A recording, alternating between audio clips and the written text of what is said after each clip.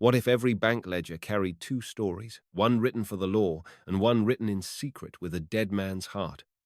Which one would you dare to tell? The courthouse bell struck 9 when Emma Hartwell turned the brass key in the Millfield Savings and Loan door for the last time as owner. Through the tall windows, morning light caught the dust motes dancing above her father's oak desk, where the leather ledger sat, like a judgment waiting to be read. She had inherited more than a bank 3 weeks ago.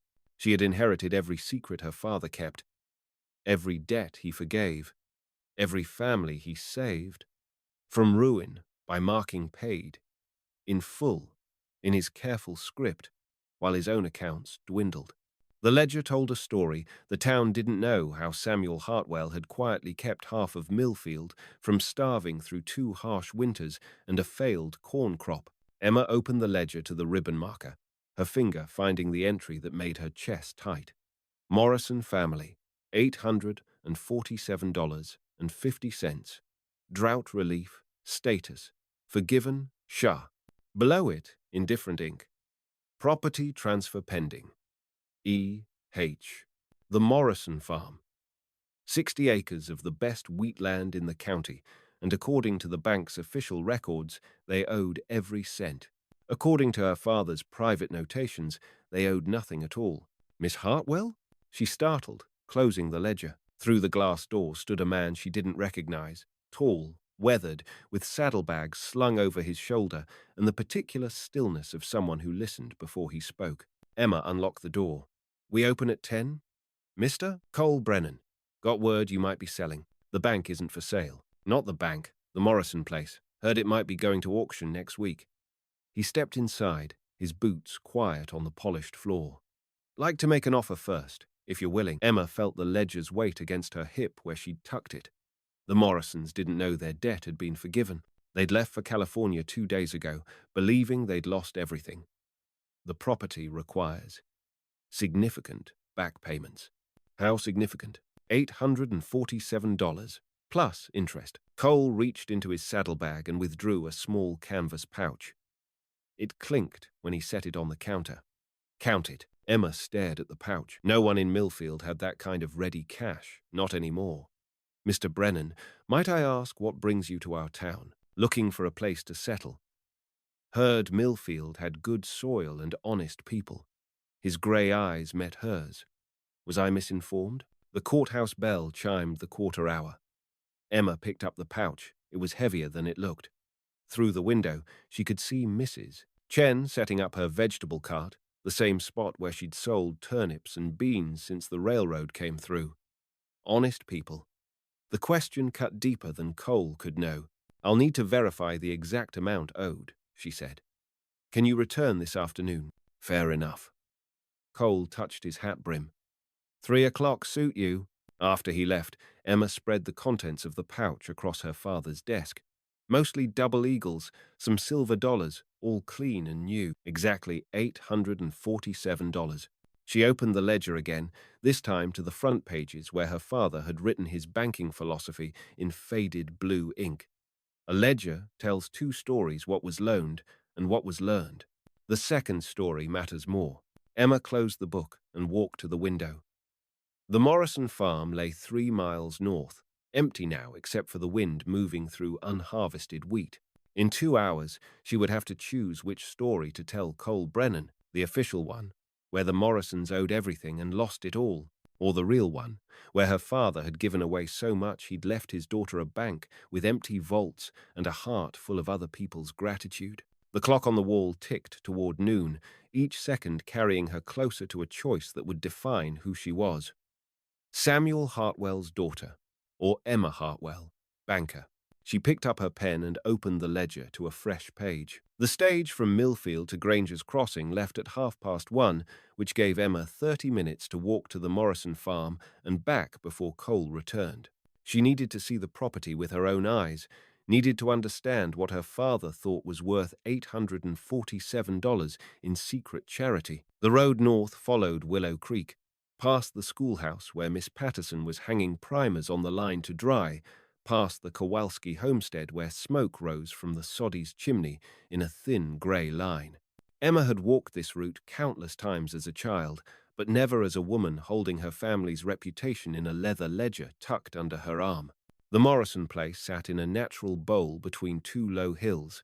The farmhouse small but well built, the barn solid. What struck Emma was how ready it looked, not abandoned, but waiting. The wheat in the near field had grown tall and golden, unharvested, but not yet falling to seed. Someone could still bring in a decent crop if they moved fast. Emma opened the gate and walked to the front porch. A wooden crate sat beside the door, and inside she found a folded paper with her name on it, in Mrs. Morrison's careful handwriting. Miss Emma, we couldn't bear to face your father's debt, so we're heading west. The wheat's ready if someone wants to harvest it. There's $40 hidden in the flour, tin in the kitchen, not much, but it's honest money. Please tell your father we never meant to take advantage of his kindness. Mary Morrison. Emma sat on the porch steps and opened the ledger. Her father's entries about the Morrisons went back 4 years, through the drought, through John Morrison's broken leg that kept him from the harvest, through Mary's difficult birth that required Dr. Hendricks to come twice from Granger's Crossing. Each time, when the Morrisons couldn't pay, her father had marked the debt deferred in the public records and forgiven in his private notes. The courthouse bell was striking 2 when Emma heard hoofbeats on the road. Cole Brennan approached on a sorrel gelding, leading a pack horse loaded with supplies. He dismounted at the gate and walked up the path, his eyes taking in the wheat field, the solid barn, the well-maintained fences. Good land, he said. Yes, it is. Emma stood, brushing dust from her dark blue dress. Mr. Brennan, I need to ask you something. Ask away. Are you planning to farm this land yourself, or are you buying it to sell? Cole was quiet for a moment, his hand resting on the gatepost. Why does it matter? Because this farm has a history. The people who worked it cared about more than just the money. So do I. He opened the gate and stepped into the yard. Miss Hartwell, can I speak plainly? I wish you would. I've been farming other men's land for 15 years. Sharecropping, mostly, down in Kansas and Nebraska. Saved every dollar I could, looking for a place to call home. He gestured toward the wheat field. This looks like that place. Emma felt something shift in her chest, like a door opening. The previous owners were good people who fell on hard times. Most good people do, sooner or later. Cole's voice was gentle. Question is, what happens next? What do you mean? Well, if someone was to buy this place and bring in that wheat crop, seems only right they'd share the proceeds with the family that planted it. Send them their portion, wherever they ended up. Emma stared at him. You do that? Wouldn't you? The afternoon sun was warm on Emma's shoulders, and somewhere in the distance she could hear the whistle of the eastbound train. In her ledger, her father had written, "The Morrison family represents the best of what we're trying to build here." Emma opened the ledger to a fresh page and wrote, Morrison Property. C. Brennan, $847. Terms. Cash purchase with harvest proceeds to be forwarded to previous owners, E.H.T. Mr. Brennan, she said. I believe we have an agreement. Cole smiled, and for the first time since her father died, Emma felt like she was carrying on his work instead of just cleaning up after it. They shook hands in the Morrisons' front yard, the wheat field golden around them, and Emma realized she was no longer just Samuel Hartwell's daughter. She was a banker in her own right, and she was learning to write her own story in the ledger's pages. Emma and Cole walked through the Morrison house together. Emma pointing out the solid craftsmanship, Cole running his hands over the windowsills and door frames with the appreciation of someone who understood good work. In the kitchen, Emma found the flour tin Mrs. Morrison had mentioned, and sure enough, $40 in silver certificates lay folded beneath the white dust. This should go to the Morrisons too, Emma said. Cole nodded. Add it to the crop money. They were standing in the front room when Emma noticed Cole looking at something on the mantelpiece, a small framed photograph of the Morrison family standing in front of their newly built barn. John Morrison held his infant son. Mary Morrison stood beside him, and both parents looked directly into the camera with the quiet pride of people who had built something with their own hands. That's what I want, Cole said softly. A photograph? A place where someone might want to take my picture. He turned to Emma. Miss Hartwell, can I ask you something now? Of course. Why didn't you just tell me the debt was already forgiven? Would have saved us both some trouble. Emma felt heat rise in her cheeks. She'd been caught. and they both knew it. Because I needed to know what kind of man you were first, and the kind who'd send crop money to people he's never met. Emma closed the ledger and held it against her chest. The kind my father would have trusted. Cole was quiet for a moment, then he smiled. Your father sounds like he was a good banker. He was a terrible banker. He gave away more money than he kept. Emma's voice caught, but he was a good man. Sometimes that's the same thing. They were interrupted by the sound of a wagon on the road. Through the window, Emma could see Sheriff Watson driving up to the gate, his deputy beside him. Emma's stomach dropped. Sheriff Watson had been asking questions about the bank's books, about whether Samuel Hartwell had been following proper procedures in his lending. Miss Hartwell, the sheriff called from the wagon. Need to have a word with you. Emma and Cole walked out to meet him. Sheriff Watson was a big man with a grey moustache and the kind of eyes that missed nothing. His deputy, young Tom Carlyle, had his hand resting near his gun belt. Afternoon, Sheriff. Emma's voice was steady. What brings you out here? Got a complaint filed this morning. Someone saying your father made improper loans, didn't follow banking regulations. Watson's eyes moved to Cole, then back to Emma. Need to take a look at your lending records. Emma felt the ledger's weight in her hands. The real story of her father's banking was written in these pages. But so was the evidence that could destroy his reputation and hers. What kind of complaint? Anonymous letter. Claims. Samuel Hartwell was forgiving debts without proper collateral, operating outside state banking laws. Watson climbed down from the wagon. You know anything about that? Emma looked at Cole, then back at the sheriff. 3 miles away, in the bank vault, sat the official ledgers that showed every loan properly documented, every debt accounted for according to the law. But here in her hands was the truth that her father had chosen compassion over regulation, people over profit.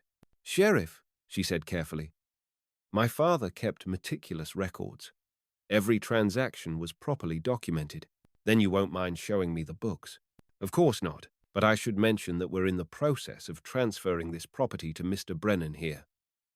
All legal and properly filed. Sheriff Watson looked at Cole with new interest.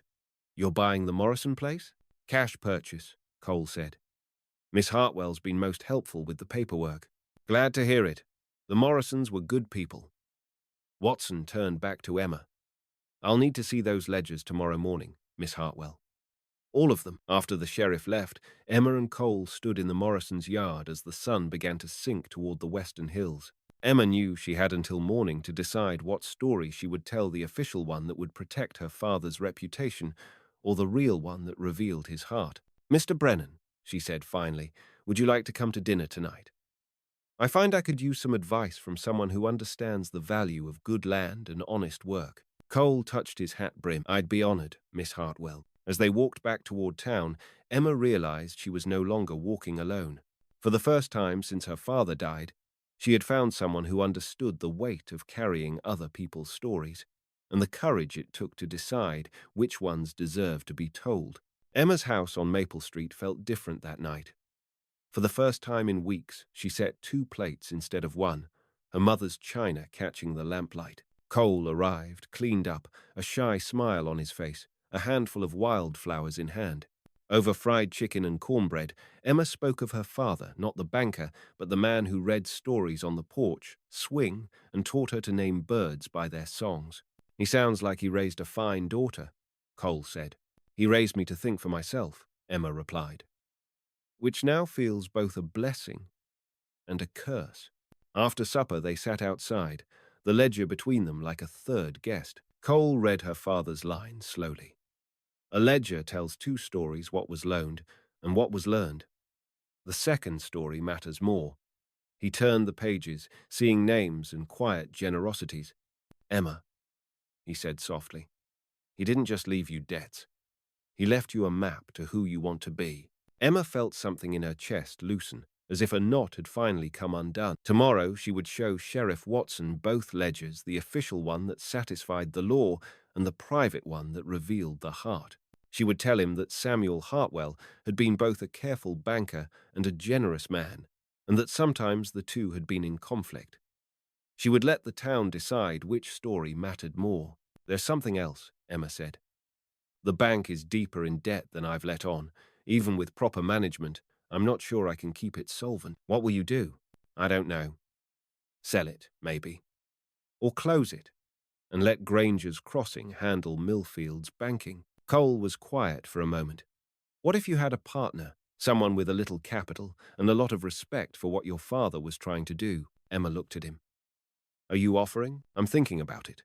I came here looking for a place to farm, but maybe I found something else. Maybe I found a place where a banker and a farmer could work together, where someone with good land and someone with good books could build something neither one of them could build alone. The evening star was bright above the grain elevator, and somewhere in the distance a night bird was calling. Emma thought about her father's empty vault and full heart, about the Morrison wheat waiting to be harvested, about all the stories written in the ledger's pages that were still unfolding. Mr. Cole Brennan, she said, I believe you just proposed to me. Cole laughed.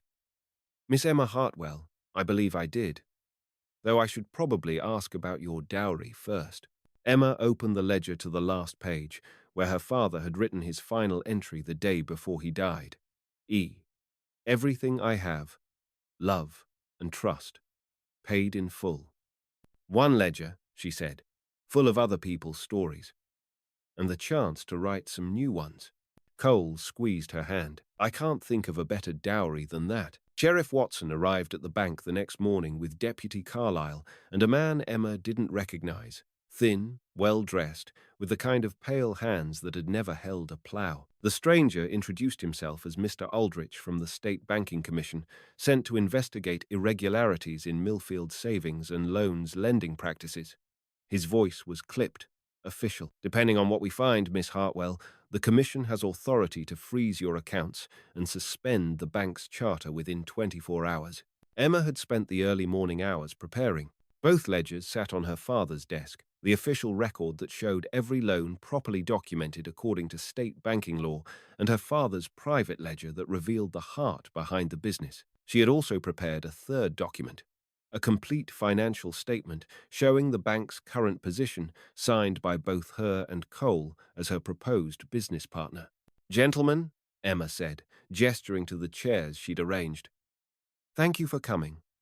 I believe I can address your concerns completely. Sheriff Watson looked surprised. He'd clearly expected a defensive, frightened young woman, not someone who spoke with the confidence of a person who had already made her decision. Miss Hartwell, Aldrich began, we've received serious allegations about improper lending practices, loans made without adequate collateral, debts forgiven without proper documentation, possible violations of state banking regulations. Who made these allegations? Emma asked. The complaint was anonymous. Emma opened the official ledger. This contains every loan made by Millfield Savings and Loan during my father's tenure. Every transaction is properly documented, every piece of collateral recorded, every payment schedule clearly defined. You're welcome to examine it. Aldrich spent 20 minutes going through the records, his trained eye checking dates, amounts, signatures. Finally, he looked up. These records appear to be in order. Yes, they are. My father was scrupulous about following state banking regulations. Emma paused.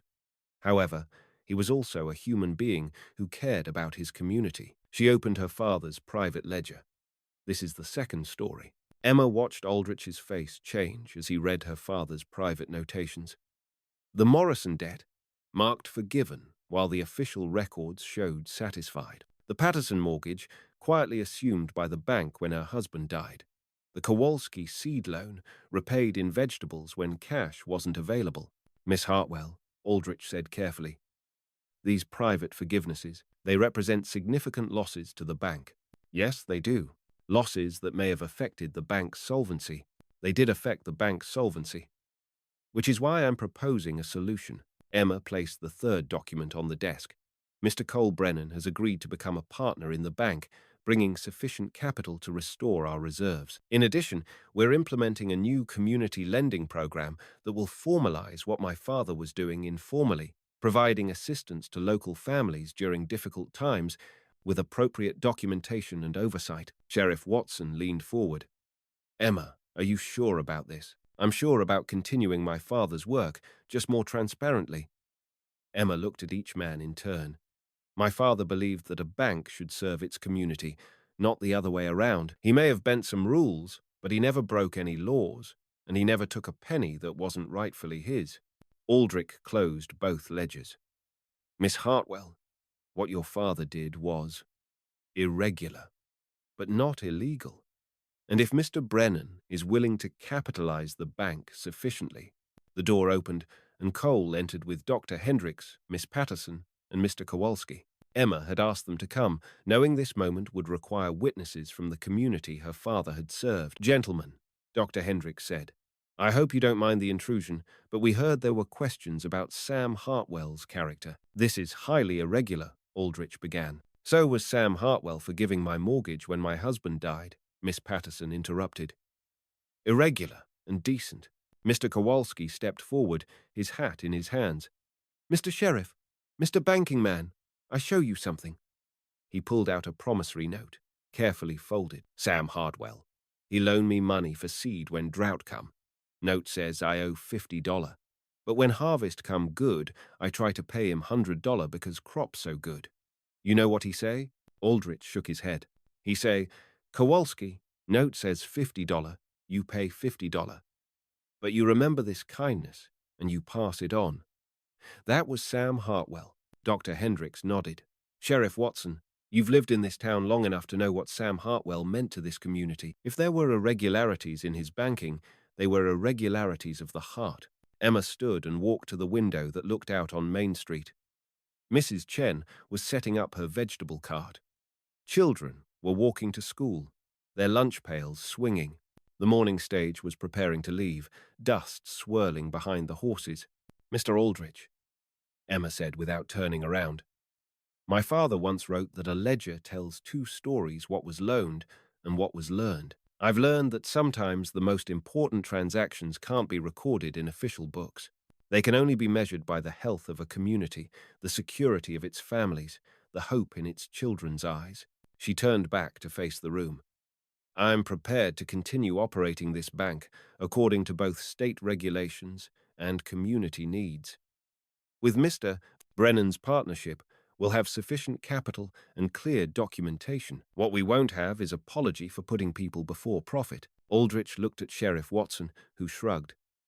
Emma's right about her father, and she's right about this community. If she's found a way to keep the bank operating legally and keep serving the people who need it, I'd call that a pretty good solution. Very well, Aldrich said, closing his case. Miss Hartwell, I'll file a report stating that while your father's methods were unorthodox, no laws were violated. The bank will remain under state supervision for 6 months, but assuming Mr. Brennan's partnership is properly documented, I see no reason why you can't continue operating. After the officials left, Emma stood in the quiet bank with her neighbors and her new partner. The ledger lay open on the desk, her father's words still visible in faded ink. The second story matters more. Well, Cole said, shall we get back to work? Emma smiled and picked up her pen. On a fresh page in the ledger, she wrote, Millfield Savings and Loan, New Partnership, C. Brennan, and E. Hartwell Investment, Trust, Capital, and Commitment to Community, Terms, Indefinite, Status, Beginning. Outside, the courthouse bell struck 10. The bank was open for business. And Emma Hartwell had learned that the most important thing her father left her wasn't a building or a vault full of money, but a way of seeing the world where other people's stories mattered as much as the numbers in the ledger. 6 months later, Emma stood in the Morrison wheat field with Cole, watching the new owners, a young German couple named Heinrich and Greta Mueller, bringing in their first harvest. The Mullers had bought the farm from Cole at cost, with the understanding that they would continue sending a portion of each crop's proceeds to the Morrison family in California. It was, Emma reflected, exactly the kind of arrangement her father would have loved, complex in its kindness, simple in its fairness. The bank was thriving under the new partnership. Cole had brought not only capital, but a farmer's understanding of seasonal cash flow, of when to extend credit and when to require payment. Together, they had formalized the community lending program, creating a system that satisfied state regulators while preserving the spirit of her father's generosity. Emma carried her father's ledger with her still, though now it was joined by new volumes that recorded the ongoing stories of Millfield's families. The Chen family had expanded their vegetable business. The Kowalskis had added a dairy cow. Miss Patterson was planning to remarry a widowed rancher from the next county who courted her with wildflowers and poetry. Emma, Cole said, interrupting her thoughts, there's something I need to show you. He led her to the Morrison house, now bright with fresh paint and Greta Muller's flower boxes. On the front porch sat a wooden crate, and inside Emma found a familiar object, the framed photograph of the Morrison family that had once sat on the mantelpiece. It came with a letter, Cole said, handing her an envelope. Dear Miss Hartwell and Mr. Brennan, California is good to us, but we wanted you to have this picture for the new family. John says, tell you the wheat looks strong from here, and I say, tell you thank you for making sure our story had a proper ending. We hear you two wrote yourselves into it, which seems exactly right. With gratitude, Mary Morrison. P.S. The baby took his first steps in a California orange grove. Some stories keep growing, no matter where you plant them. Emma laughed, tears blurring her vision. Cole put his arm around her shoulders, and together they looked out over the golden wheat field where Heinrich Müller was guiding his team of horses, bringing in a harvest planted by other hands, but tended by a whole community. Your father was right, Cole said softly. The second story does matter more. Emma opened the ledger one more time to the very last page. Below her father's final entry, she wrote, the story continues. E.H. and C.B., partners in all things, paid forward in hope. The courthouse bell rang the hour. Mrs. Chen called to her children, and somewhere in the distance the evening train whistle echoed across the prairie. Emma closed the ledger and took her husband's hand, ready to walk home together through the town her father had helped build, one story at a time. If something in this story touched you, linger with us. We'll handle the rest.